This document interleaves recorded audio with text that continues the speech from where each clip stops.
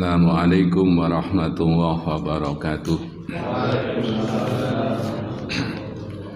Alhamdulillah alladzi arsala rasulahu bil huda wa dinil haq liyudhhirahu 'alad dini kullih wa kafa billahi shahida. Asyhadu an la ilaha illallah wahdahu la syarikalah wa asyhadu anna Muhammadan abduhu wa rasuluh la nabiyya ba'dah. Allahumma shalli wa sallim wa barik ala Muhammadin wa ala alihi wa ashabihi ajmain. Amma ba'du, usikum wa nafsi bitaqwallah faqad fazal muttaqun. Qala wa ta'ala fil kitabihil karim, a'udzu billahi minasy syaithanir rajim. Tabarakalladzi biyadihil mulku wa huwa ala kulli syai'in qadir. Wa qala ta'ala lillahi mulkus samawati wal ar wa ma fihinna wa huwa ala kulli syai'in qadir. Wa qala ta'ala lillahi ma fis samawati wa ma fil ar wa in tubdu ma fi anfusikum aw tukhfu yuhasibkum billah fayaghfiru liman yasha wa yu'adzibu man yasha wa huwa ala kulli syai'in qadir. Shadaqallahul adzim. Kita mulai dengan membaca basmalah. Bismillahirrahmanirrahim. Raditu billahi rabba wa bil islami dina wa bi Muhammadin nabiyya wa rasula. Rabbi zidni ilma warzuqni fahma waj'alni minas shalihin. Para hadirin jamaah sekalian, bapak-bapak, ibu-ibu, adik-adik yang saya hormati, di tahun 2023 kita semangati diri kita sekalian untuk meningkatkan kualitas iman dan amal kita supaya tahun baru kita memperoleh catatan yang lebih baik dibanding dengan tahun yang sebelumnya. Kita menjadi orang-orang yang soleh dan solehah, yang banyak amal baiknya, dan kalau ditimbang lebih banyak, lebih berat amal baiknya dibanding dengan amal buruknya. Dan itulah tanda-tanda orang yang akan mendapatkan keberuntungan. Sholawat dan salam kita haturkan kepada Nabi kita Muhammad sallallahu alaihi wasallam, Nabi dan Rasul yang menjadi teladan bagi kita sekalian. Hari ini kita akan membahas soal ikhtiar. Bahasa Indonesia ikhtiar apa? Usaha ya. Ikhtiar itu aslinya maknanya adalah memilih. Bahasa lain padanan pembuatan adalah khiyar. Akar kata ini juga bisa dibuat kata atau kalimat khair. Khair itu bahasa terjemahnya adalah baik.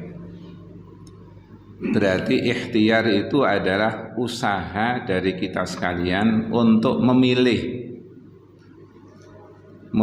yang baik, sehingga kita semua akan betul-betul menjadi orang yang baik.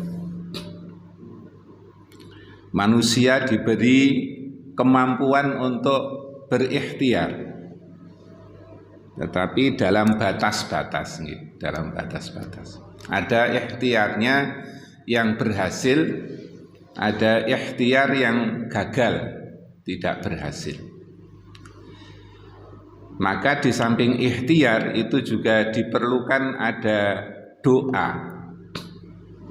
Doa itu bisa menjadi pendukung dari ikhtiar yang kita lakukan.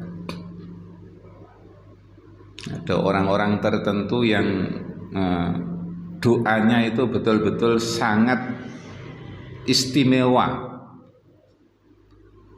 Kalau menggunakan bahasa Arabnya, doanya itu ajaib. Nah, ikhtiar dan doa itu akan berhadapan dengan takdirnya Allah Subhanahu wa Ta'ala.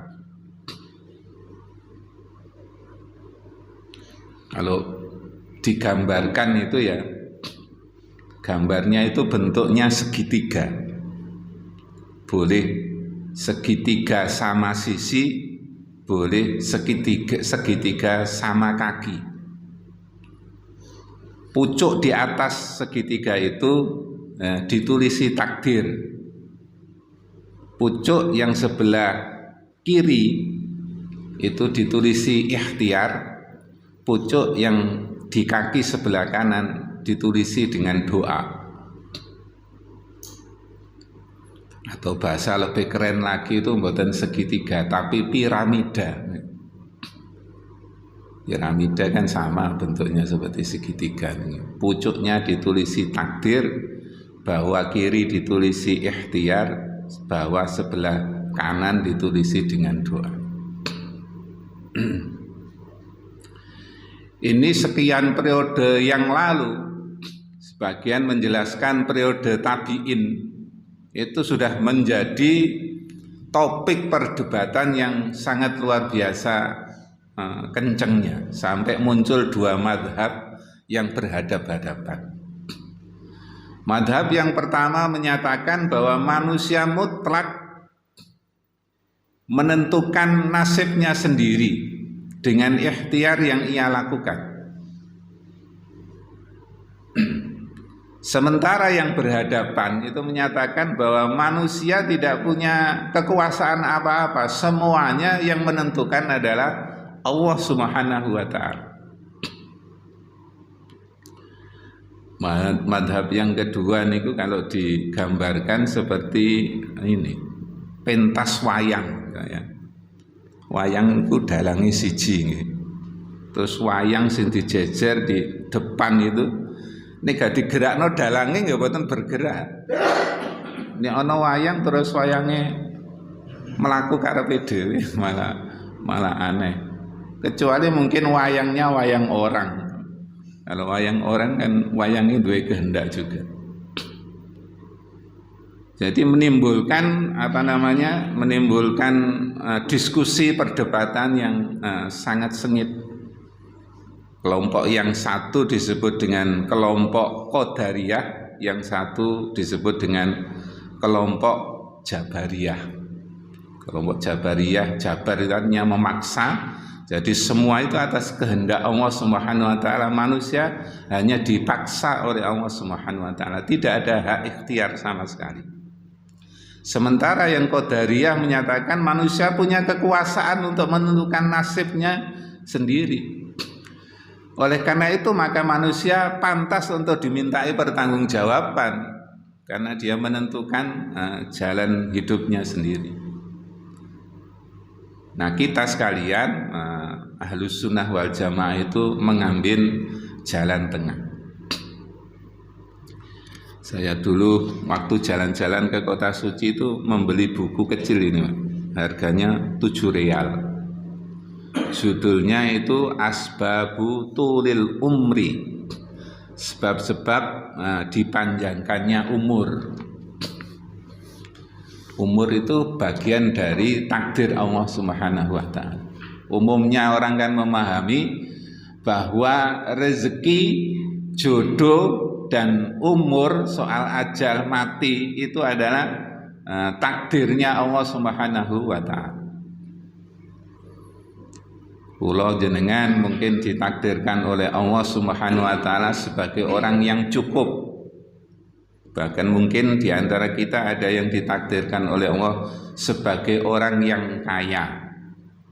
Sementara saudara-saudara kita banyak yang ditakdirkan oleh Allah menjadi orang yang kurang mampu, orang yang duafa, serba kekurangan, fakir miskin. Ada orang yang usahanya tidak terlalu ngoyo tapi rezekinya banyak.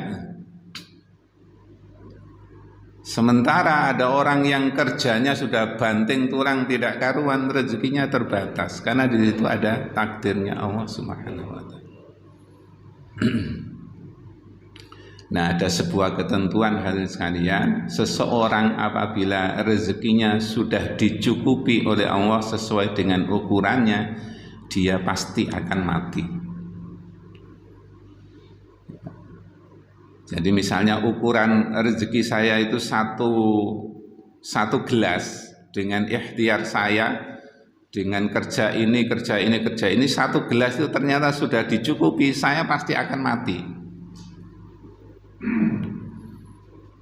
Ada orang yang ukuran rezekinya mungkin 1 gentong, ya. Jadi kerjanya keras karena jatahnya banyak, ya tidak mati-mati. Sampai 1 gentong itu tercukupi maka dia akan mati. Nah, dari petunjuk dalil ini saya kemudian mengambil sebuah sikap.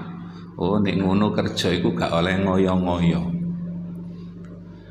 Oh, nek kerjane ngoyo-ngoyo terus moro-moro jatahe terpenuhi mati wis.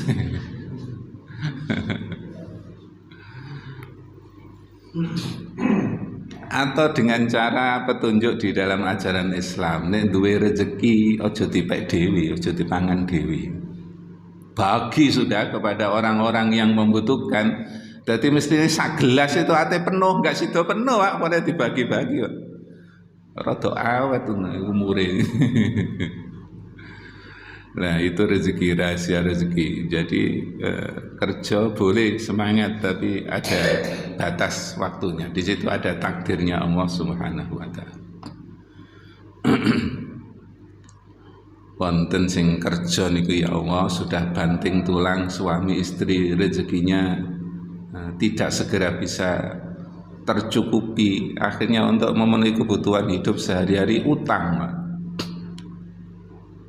Utang nggak iso nyaur, utang malih untuk nyauri utang yang pertama, utang yang kedua muncul sampai beberapa orang yang diutangi, apalagi yang diutangi itu bang sing anake duwike akeh nih, bang apa nih, bang Jeguk, bang Titil. Akhirnya orang ini ngelamun, ya Allah, urip pisan kok dikejar-kejar utang. Urip nek soro kaya ngene lebih baik mati mawon, ngoten. Putus asa. Akhirnya dia membeli racun tikus. Mau diminum, ingat sama anaknya. Anakku loro, nek aku mati terus anakku sapa sing ngopeni? Nah, anak yang agak besar masih sekolah di SMP apa di Sanawiyah, anak yang kecil ada di rumah. Akhirnya sebelum minum racun, anaknya diracun dhisik, Pak. Anaknya diracun dulu. Menurut logika itu mesti mati dia, Pak. Anaknya mati, dia juga akan mati karena minum racun. Nah, ada takdirnya Allah tadi. Allah belum menakdirkan mati. Akhirnya anaknya setelah diracun lari keluar dari rumahnya. Konangan tonggoni diminumi degan hijau, pertolongan pertama. Akhirnya tonggoni masuk ke rumah, ibunya yang minum racun juga diminumi degan hijau itu, ditolong, dibawalah lari ke rumah sakit umum. Saya bayangkan, Pak, ya, sampai di rumah sakit umum terus ditangani. Terus ibunya melek, tuh, nduk endi aku kira, nduk rumah sakit iki kaya iki. Lak tambah akeh butuhi duit. Nah, dua-duanya selamat hadirin sekalian. Sehingga mati urusan ajal itu juga mutlak menjadi keputusannya Allah Subhanahu wa taala. Tapi adik-adik tidak boleh ini coba-coba, wis aku tak mati nek durung wae takdire mati ya gak mati. Tidak boleh. Putus asa itu dalam ajaran Islam tidak boleh. Wala tai asu mirraihillah, jangan engkau putus asa dari rahmatnya Allah Subhanahu wa taala. Baik, kita teruskan hadirin sekalian ya. Untuk menunjukkan betapa Allah itu maha menentukan, maha berkuasa. Banyak ayat-ayat yang menjelaskan, di akhir ayatnya itu ada kalimat wa huwa ala kulli syai'in qadir. Wa huwa, dan Allah dat ala kulli syai', atas segala sesuatu, qadirun, menentukan, berkuasa. Bisa kita baca misalnya surat Al-Mulk ayat 1. Kita juga bisa baca di surat Al-Maidah ayat 120 atau ayat surat Al-Baqarah yang tadi dibaca oleh Ustadz Zainal. Wa yaghfiru liman yasha wa yu'adzibu man yasha. Di akhir ayatnya itu Allah menyatakan wallahu ala kulli syai'in qadir. Allah dat ala kulli syai', atas segala sesuatu sangat menentukan. Nah, di mana posisi ikhtiar kita? Ikhtiar kita terhadap takdir Allah Subhanahu wa taala. Takdir itu dibagi menjadi dua. Semua adik-adik di sekolahan sudah diajari gitu. Takdir itu ada dua. Takdir pertama apa adik-adik? Takdir apa adik-adik? Ada yang tahu? Takdir yang tidak bisa dirubah namanya takdir mubrom. Takdir mubrom, takdir yang tidak bisa dirubah. Allah menentukan bahwa api itu panas, tidak bisa dirubah. Misalnya ada api kok tidak panas itu. Semua api asalnya pasti panas. Air aslinya adalah adem. Nah, nanti ada ikhtiarnya di situ. Airnya bisa menjadi panas, bisa untuk jadi kopi, bisa jadi teh dan sebagainya. Saya jenengan sudah ditakdirkan oleh Allah Subhanahu wa taala jenis kelaminnya laki-laki. Takdirnya Allah. Maka merubah takdirnya Allah itu sebenarnya tidak diperkenankan. Karena pergaulan, enggak kepengen aku dadi wong lanang, tak operasi aja dadi wong wedok. Nah, atau sebaliknya, orang perempuan kemudian tak operasi aja dadi wong lanang. Masih ingat artis namanya Dorce Gamalama ya. Aslinya jenis kelaminnya apa? Allah menentukan takdir. Nah, kalau terhadap takdir yang mubrom ini, kita tidak bisa berbuat apa-apa, menerima apa adanya. Termasuk batas umur kita tadi itu sebenarnya aslinya adalah takdir mubrom. Tapi ajal, kaitannya dengan ajal itu ada yang disebut dengan ajal mahtum, ajal yang sudah tidak bisa dirubah-rubah lagi.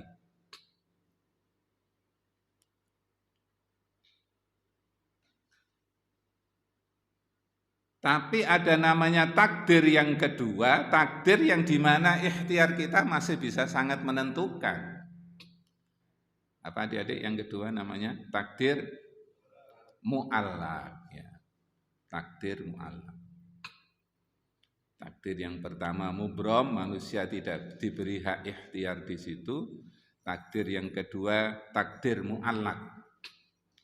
Khusus soal takdir dalam bentuk ajal, dibagi menjadi dua, ajal mahtum sama ajal mu'allaq. Nah, ternyata mati itu ya belum semuanya mutlak milik Allah, tetapi Allah memberikan kesempatan kepada manusia untuk berikhtiar di situ. Itu jadi kalau dibuat dibuat gambar tadi ada bentuknya piramida atau bentuk segitiga sama sisi atau segitiga sama kaki. Jadi ada hubungan antara takdir mubrom sama takdir mu'allaq. Takdir mu'allaq itu memberikan peluang kepada manusia untuk berikhtiar. Di samping berikhtiar ditambah dengan doa. Ikhtiar secara umum dibagi menjadi dua, ikhtiar lahir dan ikhtiar batin. Ikhtiar lahir dan ikhtiar batin. Ya, saya katakan di awal tadi, ikhtiar batin itu kalau dilakukan dengan luar biasa, yakin dan percaya, tawakal kepada ikhtiarnya ditambah dengan doa, itu orang memang betul-betul bisa menemukan keajaiban. Mas kandung saya, sekarang sudah almarhum, kena penyakit yang sudah cukup, menurut perhitungan medis sudah cukup kritis. Saya ditelepon dari Lamongan, "Sub nang mule, masmu sudah sangat kritis, paling awakmu ndak sampai Lamongan, masmu sudah meninggal." Berangkat saya dengan istri sampai di Rumah Sakit Muhammadiyah Lamongan, saya lihat memang mas saya sudah kritis. Ngomongnya itu sudah ngelanyar-ngelanyar. Terus dari omongannya kelihatan bahwa yang dilihat di alam setengah itu adalah yang banyak mengingat yang sudah meninggal, termasuk ketemu ayah saya yang sudah meninggal. Berarti sudah sangat kritis. Saya hanya bisa mendoakan, tapi saya berikhtiar. Di kamarnya yang banyak orang itu tak suruh merubah. Ayo ikhtiar yang terakhir, mas kita hadapkan ke kiblat. Sirahnya diletakkan di timur, dikasih bantal agak tinggi sedikit sehingga posisi sirahnya menghadap ke kiblat. TV kita matikan. Anak putunya yang masih lihat TV sementara jangan lihat di kamar. Kita doakan bareng-bareng. Nah, malamnya ketika sudah mulai keluarga banyak yang letih karena menunggu seharian, saya suruh istirahat semua. Biar saya yang nunggu imas saya semalam suntuk. Saya tidak punya amalan apa-apa hadirin sekalian. Akhirnya saya ngaji mulai Al-Fatihah sampai Qul a'udzu birabbin nas. Saya mau meruqyah, wong saya tidak punya ilmunya ruqyah. Jadi saya hanya membaca Al-Fatihah sampai Qul a'udzu birabbin nas, semalam suntuk saya khatamkan. Masya Allah, ini saya kira ikhtiar, bukan sekedar ikhtiar lahir, ini termasuk ikhtiar batin. Paginya setelah subuh mas saya itu siuman dan langsung bisa ngejak omong, sehat walafiat. Maka menurut saya tidak salah juga orang-orang yang meruqyah dengan menggunakan ayat-ayat Allah Subhanahu wa taala. Ternyata ayat Allah itu syifa, menjadi obat. Ikhtiar di situ. Wa nunazzilu minal Qur'ani ma huwa syifa. Dan diturunkan Al-Qur'an itu adalah untuk menjadi syifa. Akhirnya bertahan bertahun-tahun hadirin sekalian, terus kapan hari mungkin memang sudah batas waktunya, sakit terus tidak bisa jalan, setelah dioperasi tidak bisa jalan. Akhirnya beliau meninggal dunia. Saya diceritakan mas saya yang meninggal itu, pernah di kampung sana ada orang yang kena penyakit tidak sembuh-sembuh sampai harta bendanya habis hadirin sekalian. Tidak sembuh-sembuh, ikhtiar lahirnya sudah cukup, harta bendanya sudah habis untuk mengobati penyakitnya. Kondisinya kritis, akhirnya saudara-saudaranya rapat. Ya apa ndelok dulur sing kaya ngene, akhirnya menemukan sebuah keputusan. Tapi ini rahasia, tidak boleh diceritakan kepada orang lain kalau terjadi sesuatu.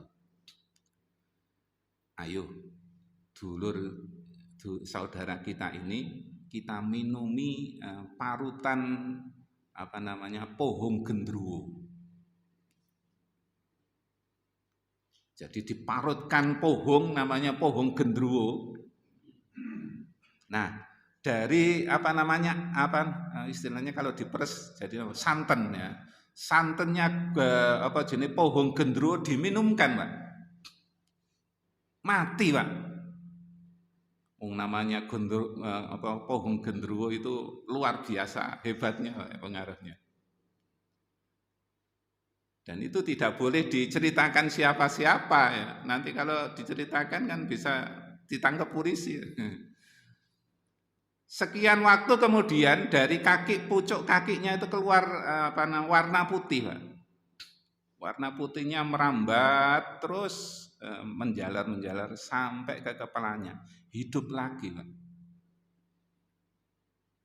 Jadi penyakitnya yang akut yang tidak bisa disembuhkan itu sembuh dengan santannya pohon gendruwo. Ikhtiar lahirnya seperti itu, tapi soal keputusan mati dan tidak matinya adalah urusannya Allah Subhanahu wa taala, takdirnya Allah Subhanahu wa taala. Nah, kita sekalian diberi hak ikhtiar, hak berusaha. Adik-adik harus semangat ini usahanya, ikhtiarnya. Kepingin jadi anggota dewan misalnya, sekolahnya harus cukup S1 sekarang S2 ya. S3 sampai ada profesor. Saya di kampus ketemu putranya Pak Zainal ini. Karena akademisnya bagus, bisa lulus S2, kerja di Widyagama langsung dipercaya dari Kaprodi. Wah, ini prospeknya sangat luar biasa, bisa S3 dibiayai oleh Yayasan Widyagama, Yayasan Semeru. Nah, jadi orang yang baik. Kerja yang sungguh-sungguh, enggak boleh males-malesan. Kalau kadang-kadang rada gregetan, Mak, kalau ke rumah itu ada orang yang tenaganya masih seger tapi tidak mau kerja, jaluk tok. Pernah ada yang keliling ke kantor itu, saya ceramai karena masih sangat muda sekali, Pak. Kalau diceramai ini itu koyok ngrungokno. Sak minggune teko meneh wong iki gregeten aku. Tidak mau ikhtiar, kan enak Pak memang menerima uang tanpa kerja gitu ya. Atau kita lihat di pinggir-pinggir jalan, uang tidak kerja terus kepingin dikasih saja. Nah, Islam tidak membolehkan kepada kita ini meminta-minta. Itu menurut saya menyalahi ketentuan ikhtiar ini. Apalagi soal jodoh hari kalian ya, jodoh itu betul-betul misterinya Allah Subhanahu wa taala. Saya tidak membayangkan ternyata jodoh saya ada di Lumajang. Mulai lulus mahasiswa sudah dijodohkan oleh mas saya yang sudah meninggal itu. Saya iya saja, tapi enggak jadi. Sampai umur 29 akhir, umur hampir 30, harus mengambil sikap, harus menentukan, enggak oleh bujang lama-lama. Tibanya jodohnya ada di sini. Misteri dari Allah Subhanahu wa taala. Nah, untuk menguatkan ikhtiar kita itu ditambah dengan apa yang disebut dengan doa. Kita doa kepada Allah dengan berbagai macam doa yang baik. Tapi di buku ini hadirin sekalian, untuk merubah takdirnya Allah terutama ajal, itu bukan hanya doa hadirin sekalian. Banyak cara yang bisa ditempuh agar kita bisa menambah ajal kita sekalian, menambah jatah umur kita sekalian. Di sini disebut pertama adalah at-taqwa wa ta'ah. Yang kedua adalah al-birru, kebajikan. Semakin banyak berbuat kebajikan bisa menambah jatah umur kita. Yang ketiga silaturahmi. Di sini disebut dengan kalimat silatul arham, ya. Orang yang sering silaturahmi itu bisa diperpanjang umurnya. kapan hari saya sebutkan sing enake dadi sales nggih. Sales kan nawarno barang keliling dari rumah ke rumah. Silaturahmi itu bisa memperpanjang umurnya. Man syarrahu ayyun sa'alahu fi atharihi wa yubsatalahu fi rizki falyasir rahimah. Bersilaturahim. Yang ketiga, az-zikru wa tasbih, banyak berzikir dan bertasbih akan menambah takdir jatah umur kita. Yang kelima adalah doa yang baik, ad-du'a ut-thayyib, doa yang baik. Doa yang baik itu ada 4 indikatornya. Yang pertama al-ikhlas, doa yang ikhlas. Fad'ullaha mukhlisin, berdoalah kepada Allah dengan ikhlas. Yang kedua, doa yang berdasar pada nilai takwa.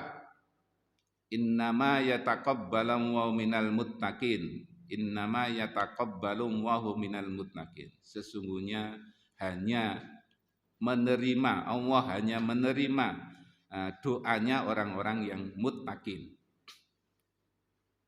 Yang ketiga adalah makanan yang bagus. Tegasnya lagi makanan yang halal. Tidak boleh makanan yang haram. Makanan yang haram itu sulit untuk dikabulkan doanya. Dan yang keempat adalah darajal qurbi minallah, derajat kedekatan dengan Allah Subhanahu wa taala. Kalau dilambangkan dalam ibadah sholat itu ketika sujud. Sujud itu adalah hubungan hamba dengan Allah yang paling dekat. Maka berdoalah ketika sujud itu dengan doa yang agak panjang. Karena itu kesempatan untuk hubungan dekat kita dengan Allah Subhanahu wa taala. Saya kira ini hanya sekalian uraian kita, kalau diperpanjang ya masih dawa. Jadi ikhtiar kita diberikan oleh Allah menghadapi takdirnya Allah, terutama takdir mu'allaq, takdir yang di situ ada hak untuk ikhtiar, dan untuk menguatkan ikhtiar kita itu ditambah dengan doa yang baik yang tadi antara lain ditambah dengan indikatornya ikhlas, takwa, kemudian makanannya makanan yang halal, dan kedekatan kita dengan Allah sangat dekat sehingga mudah dikabulkan oleh Allah Subhanahu wa taala. Kita akhiri pertemuan kita dengan menutup kafaratul majlis. Subhanaka Allahumma rabbana wa bihamdika asyhadu an la ilaha illa anta astaghfiruka wa atubu ilaik. Minggu yang akan datang kita terangkan 3 juga. Kalau sekarang gambarnya piramida, minggu yang akan datang gambarnya apa bunder-bunder sing tengahe mengiris diagram, okay. Ada diagram antara iman, ilmu dan amal ya. Jadi amalnya ada di tengah-tengah, kena iris ilmu sama kena iris iman. Nah, hubungannya juga sangat dekat sekali. Terima kasih, mohon maaf. Assalamualaikum warahmatullahi wabarakatuh.